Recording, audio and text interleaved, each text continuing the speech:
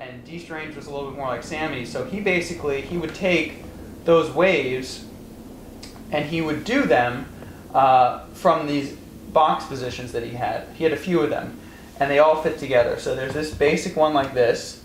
Then you can slide them together.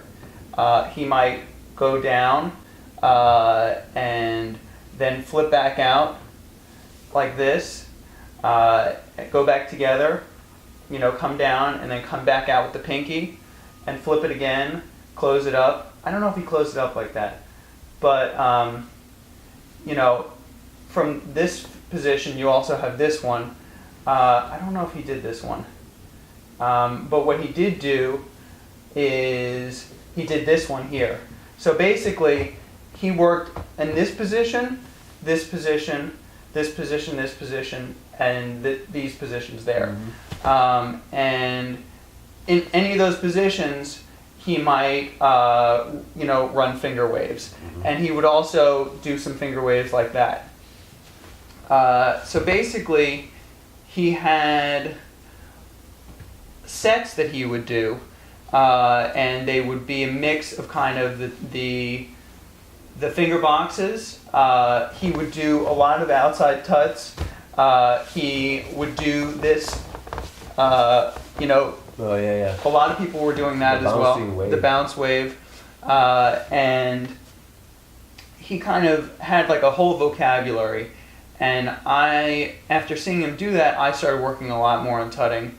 I'd already kind of been working on the inner boxes, and I had the wiggles tape, but he kind of made me go back and look at it a little bit closer. And I had started working on the digits, and a lot of people don't realize, because they never took the time to learn it, but it really hurts, like actually learning how to do this. Mm-hmm. And especially this finger, the ring finger to the pinky, a lot of people have trouble getting. And some people never take the time to actually learn how to isolate the fingers. I think it's worthwhile.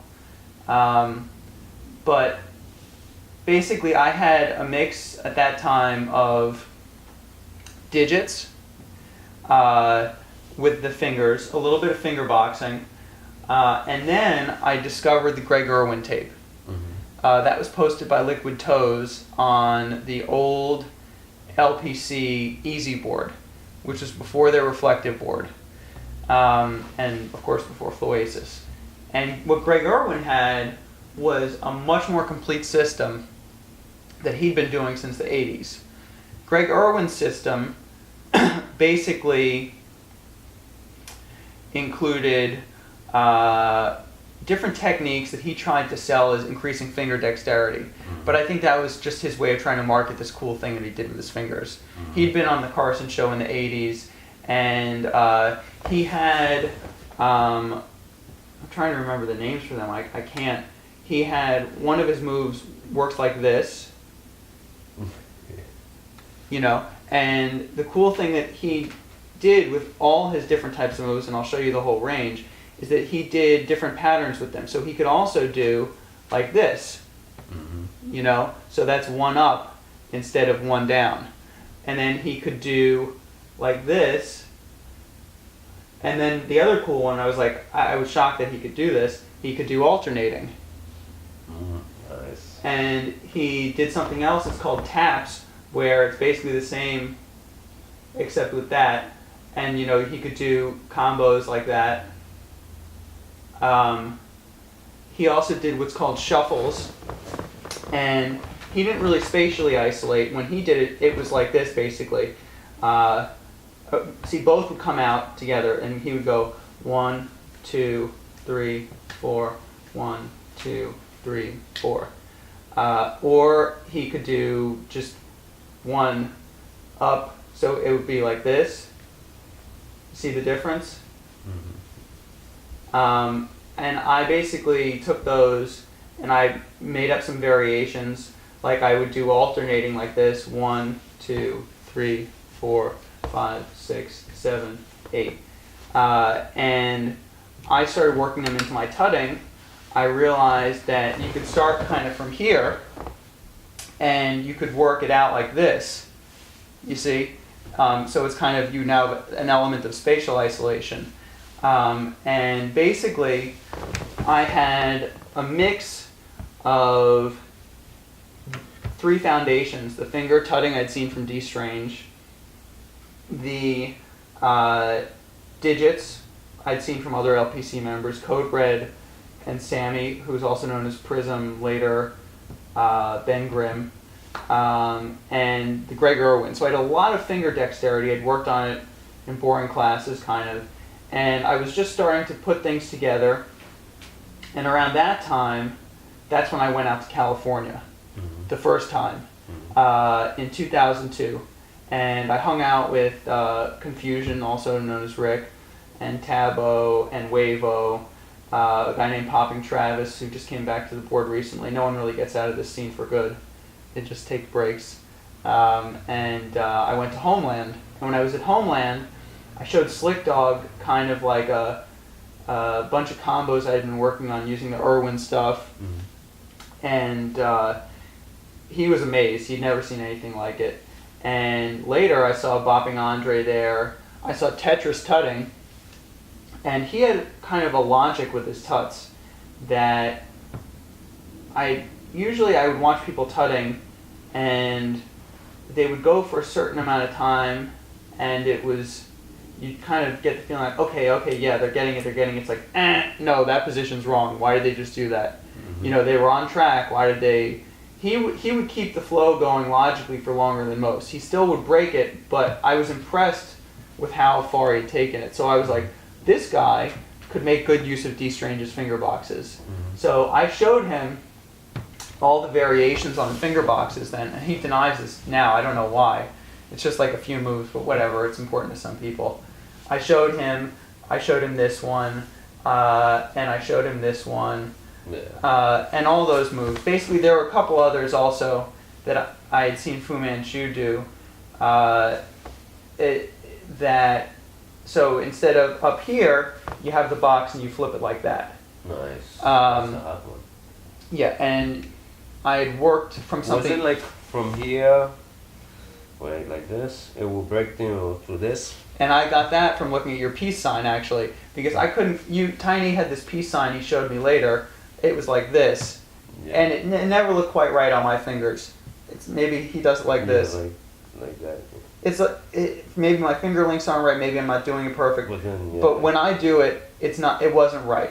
So I kind of broke it down to a square. If you kind of flatten it out a little bit, and this is kind of like the similarity between liquid and boxing, it's like this. So instead of a peace sign, it's like that. And I had some variations on it. You can also hold it like this. Ooh, and killer. What? And flip it out, and you have the pinkies. Nice. You see? That's and hot. What I had in that first video is you flatten the fingers down, and I did in the other direction. I went from here. You can flip back up to D. Strange's finger box. Nice. But I think in the video I broke down from there. Yeah, I remember that. So those were some of the first finger boxes I came up with myself. But make sure they understand that was in the first clip they put up on the internet, and that was the first clip with finger boxes on internet. Everywhere. So that clip that has that move that I just showed, that was shot in 2005, and that's already much later after I had like a whole system worked out. This stuff I'm talking about is like back in 2001, 2002. Good. This is like primitive stuff but the clip was the first time that anyone did finger tutting for, more than 1 or 2 seconds straight in a clip. And I would say that even to this date, it's probably one of the longest straight finger tutting. Because most people, they do a little bit of tutting, they break off into waves. Yeah, tell me about it. But for me, I guess there were a couple critical breakthroughs that happened. I was watching Tetris and I was trying to figure out how to get the logic that he had. And I was kind of working through it and building up a library of positions because he had a bunch that I hadn't quite seen before. And there was actually a critical thing that happened that had nothing to do with popping, or arguably nothing to do with it. I took a class from a mime. His name, I remember. Yeah. He was telling me about it. His name was Greg Goldstone. He was a student of Marcel Marceau, And I knew about fixed point before that from researching on the internet. And fixed point, for those of you who don't know, you'll know when I show you this example, is basically the way mimes work and create an illusion. So if a mime shows you a wall, he doesn't take both hands off and go like that, because there's no fixed point. You lose the wall. The mind will imply it if there's one point holding it. So what a mime will do, he'll put one hand on, and then to move the hands, he will take one off, like this. So there's always a fixed point. And that's their principle that they work by.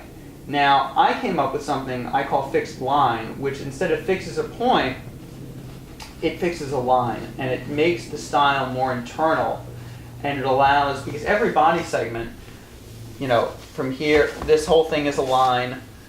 I have two lines here, my body's a line. It allows you to move